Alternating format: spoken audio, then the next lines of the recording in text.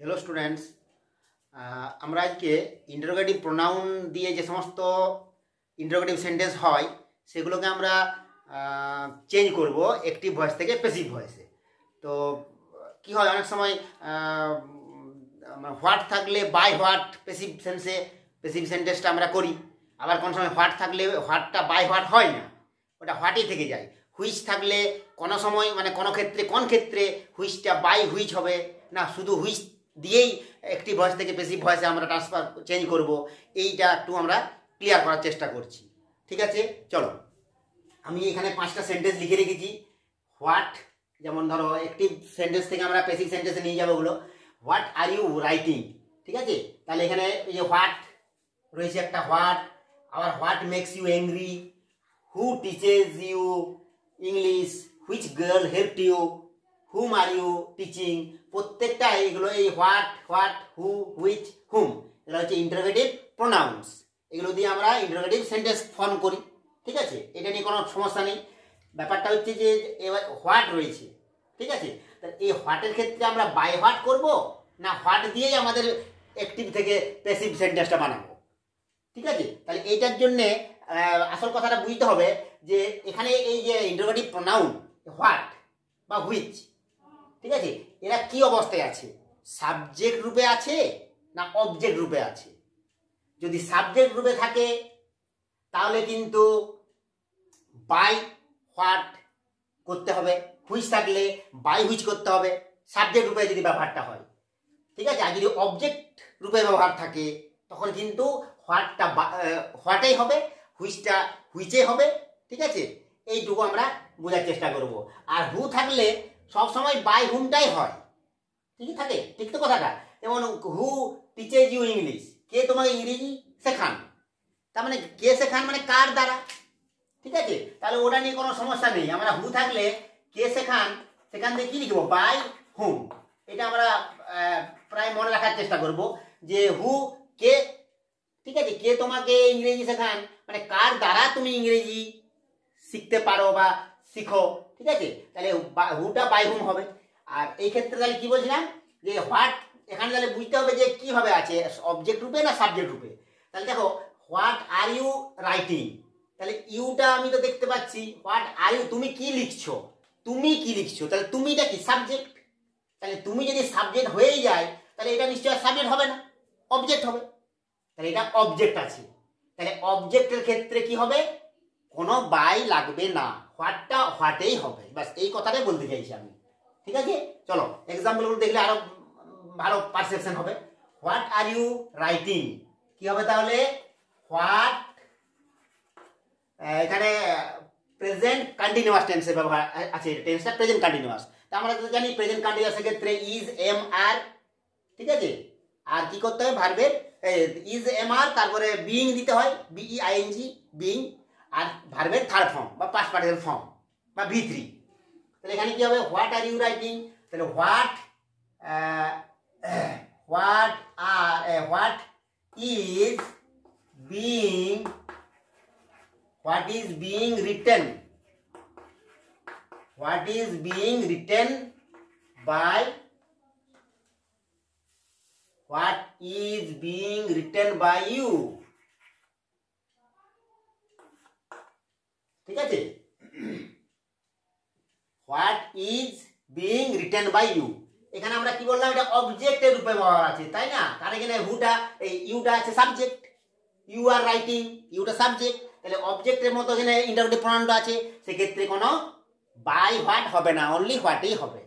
তারপরেরটা দেখো, what makes you angry, কিটা তোমাকে ক্রুদ্ধ বা রাগান্বিত করে বা রাগিয়ে তোলে, কিটা।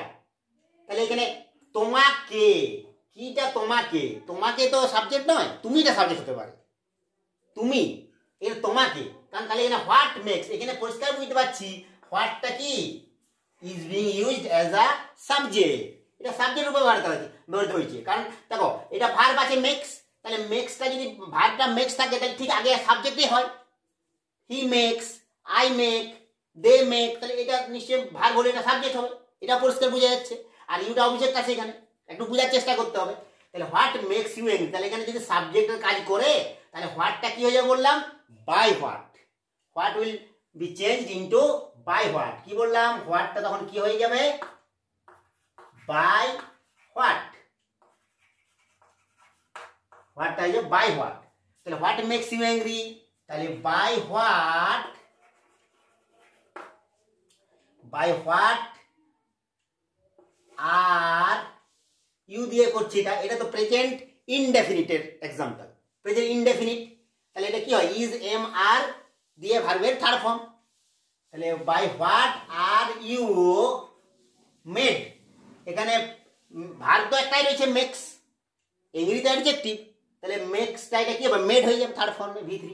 By what are you made, by what are you made angry. যেগুলো মানেটা বোঝার চেষ্টা করি, হোয়াট মেক্স ইউ অ্যাংরি, কিটা তোমাকে রাগিয়ে তোলে বা কিটা তোমাকে রাগান্বিত করে, কি দ্বারা তুমি রাগান্বিত হও, by what are you made angry. Next, who teaches you English, কে তোমাকে ইংরেজি শেখান, কে তোমাকে ইংরেজি শেখান। তাহলে এখানে বোঝার চেষ্টা করি, হুটা এখানে কি সাবজেক্ট রূপে হচ্ছে না অবজেক্ট রূপে হচ্ছে। দেখো যখন এটা ভার্ব থাকছে, একটা ভার্ব, তার ভার্বের আগে কি থাকে, সাবজেক্ট থাকে, ক্লিয়ার, এটা নিয়ে আর বেশি ভাববার কিছু নেই। এটা ভার্বের আগে সাবজেক্টে থাকবে। তাহলে এখানে এই হু, যেটা আমরা ইন্টারোগেটিভ প্রোনাউন বলি, এই হুটা এখানে কি হয়ে আছে, সাবজেক্ট রূপে ইউজ হয়ে আছে। তাহলে সাবজেক্ট রূপে ইউজ হলে কি হয়ে যায়, বাই, এবারে হু আছে, তো হু এর জন্য কি হবে, সবসময় বাই হুম হবে, বাই হু বলে হয় না কিছু। মানে কে তোমাকে ইংরেজি শেখান, কে কার দ্বারা, কে থেকে কি হবে, হু থেকে বাই হুম, হু থেকে কি বললাম, হু থেকে হয়ে যায় বাই হুম, কে থেকে কার দ্বারা, ঠিক আছে। তাহলে হু টিচেজ ইউ ইংলিশ, তাহলে বাই হুম, বাই হুম এটা কোন টেন্সে আছে, দেখো টিচেজ প্রেজেন্ট ইনডেফিনিট টেন্সে আছে। তাহলে এখানে কি হয়ে যায়, এম ইজ আর, ঠিক আছে, মানে যেটা এখানে তোমার অবজেক্টিভটা সাবজেক্ট রূপে ব্যবহার করলাম, তারপরে এম ইজ আর, তারপরে V3 বা থার্ড ফর্ম। তাহলে by whom are you, by whom are you taught,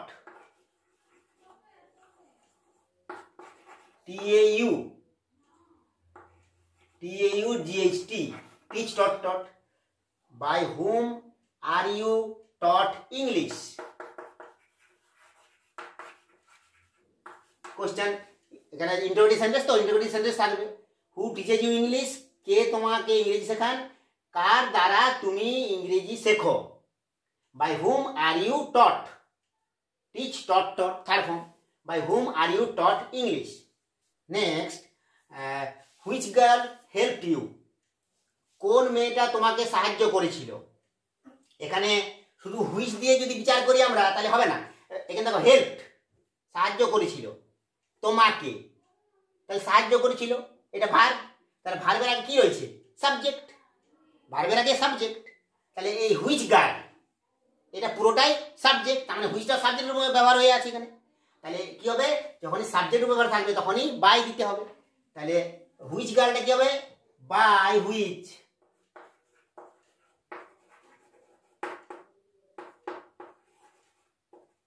by which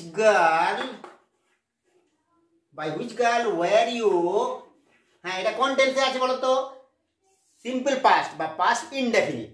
তাহলে হেল্পটা কি হয়ে যায়, ওয়াজ বা ওয়ার থার্ড ফর্ম হেল্প। তাহলে by which girl were you, you যেহেতু আছে ওয়ার হবে, by which girl were you help, by which girl were you helped.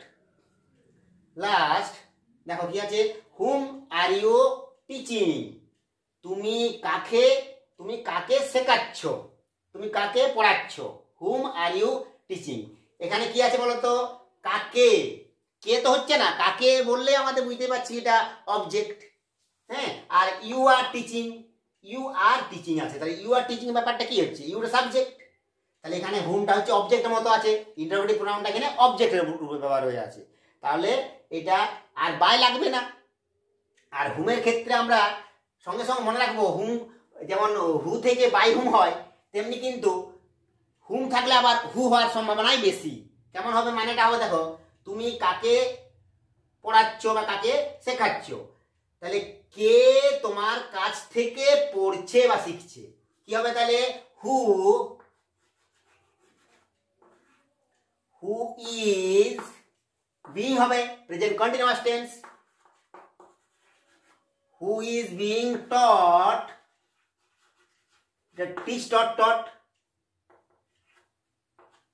who is being taught by you।